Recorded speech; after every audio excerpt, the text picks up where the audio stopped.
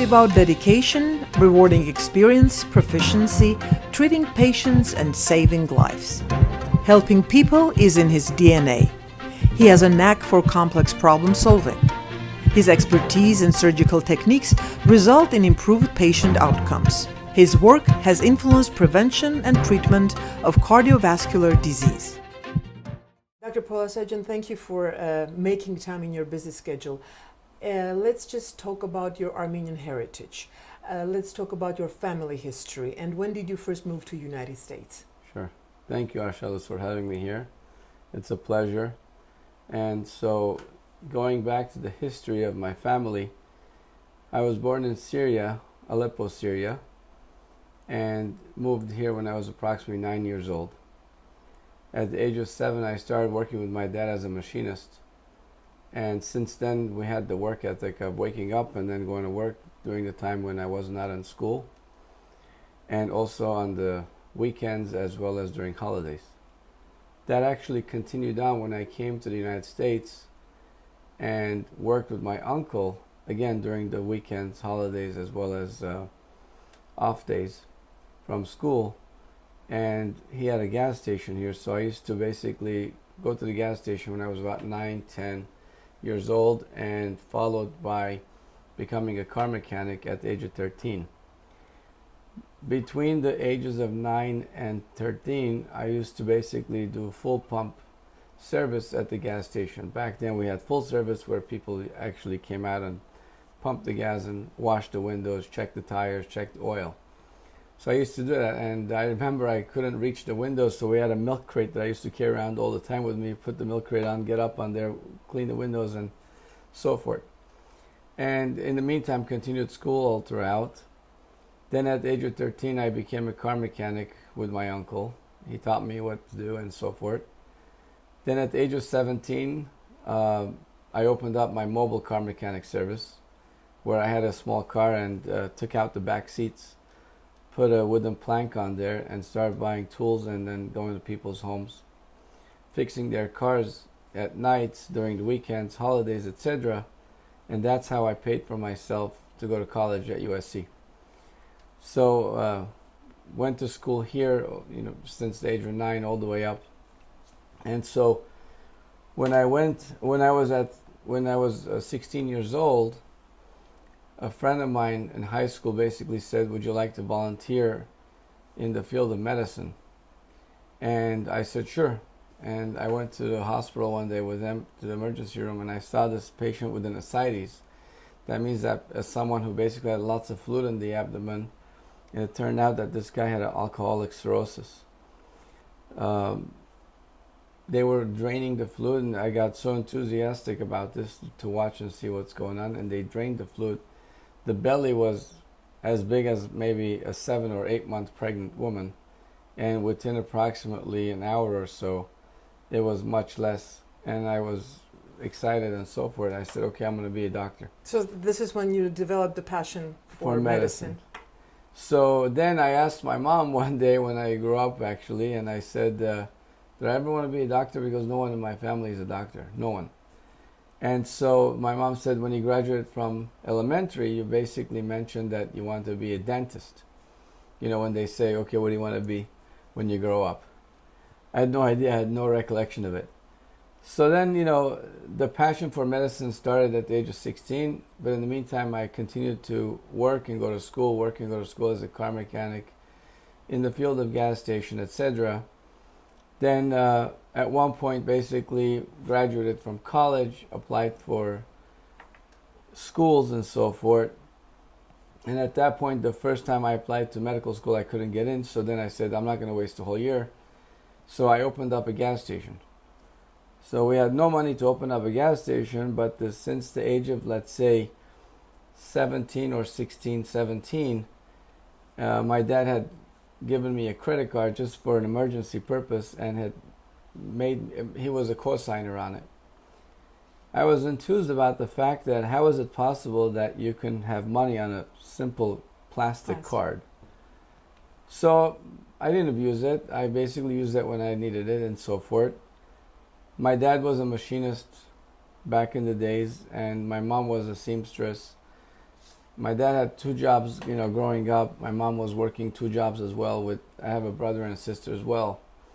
So we didn't come from a rich family and so forth, day-to-day working family.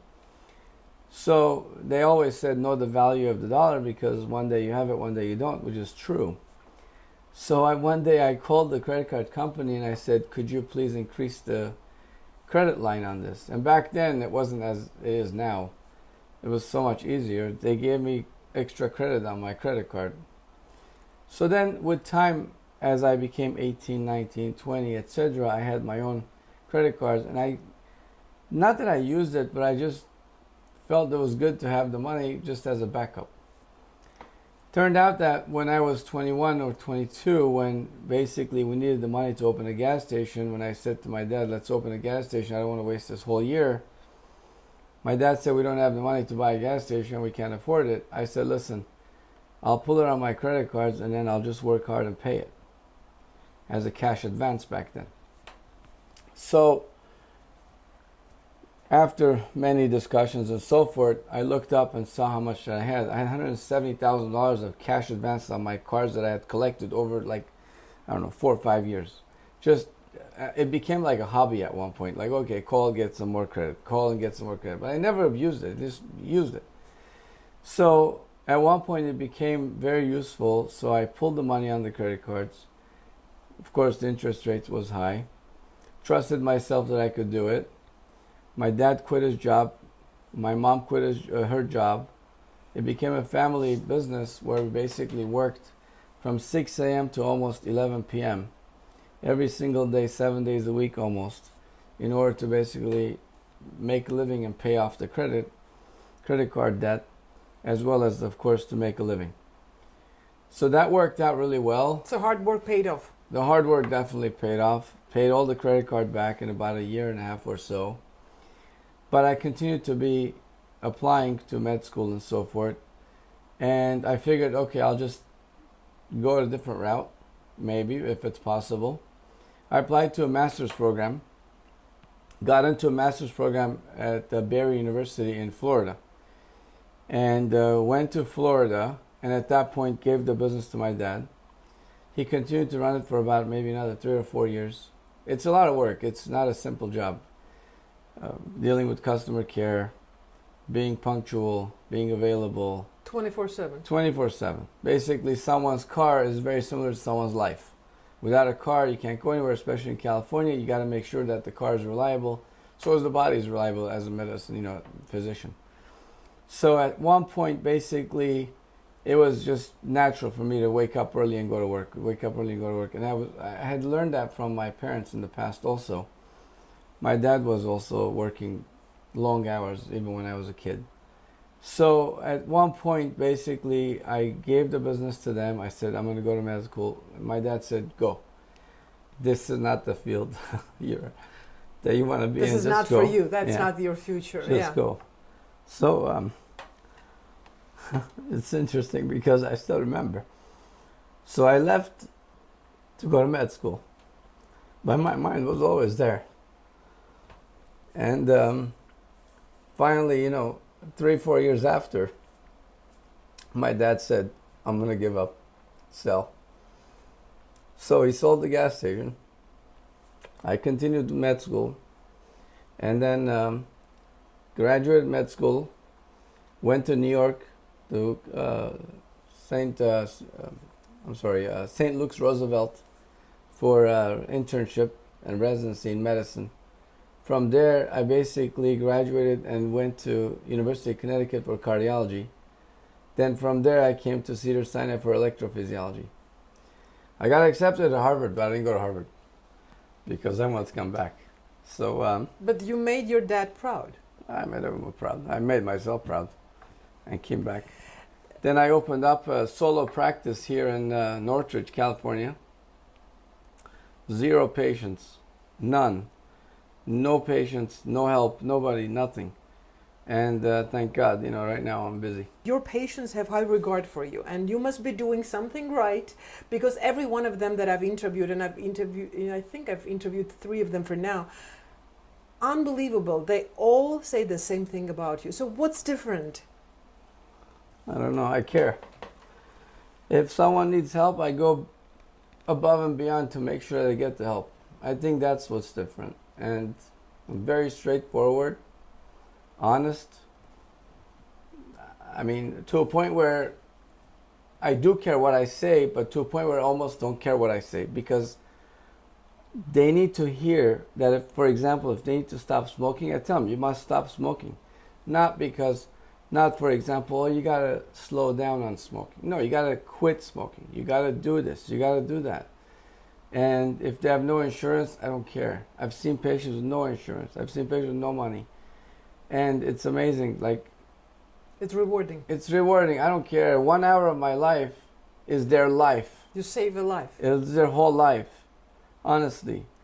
1 hour or half an hour or 45 minutes, whatever it is, of my time is their life. So, whatever. Money will come and go, but the life doesn't.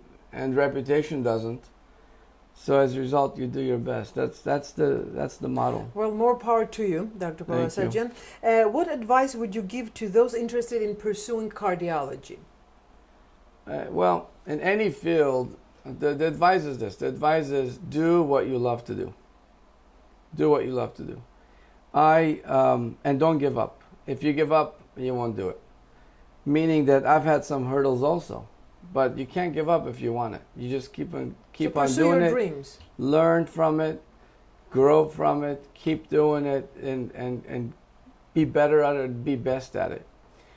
But in regards to cardiology, I mean, I got involved into cardiology by a mentor that I had when I was in internal medicine in New York City. And one day we were sitting like this at the rounds and so forth, and one of our mentors basically was extremely curious in regards to our backgrounds. Took about 10-15 minutes and asked, what's your background, etc. I told him I was a car mechanic, I did this in my past, I did that. 2 weeks after, this guy calls me in the middle of the night, like maybe around, I don't know, 9 p.m. at night or so on a Friday, 9 p.m. He says to me, what are you doing? I said, nothing, I'm just sitting here reading. He said, do you want to come to the dog lab? I'm doing a research on a dog study and so forth, and cardiology, electrophysiology study. I said, sure. I dropped everything and ran to the hospital. And he was working on a project where basically they fibrillated the dog and brought him back. And they were looking at the action potentials and so forth of this electrophysiological, mechanism of what to do and what medications to use, etc. And that's when I said I'm going to be an electrophysiologist, and it didn't change my mind again. So, life is interesting. You meet someone, they may have something that triggers something, and it may change your life. So everything happens for a reason. Yeah. And Dr. Polosajian, when does your day start? 6 a.m.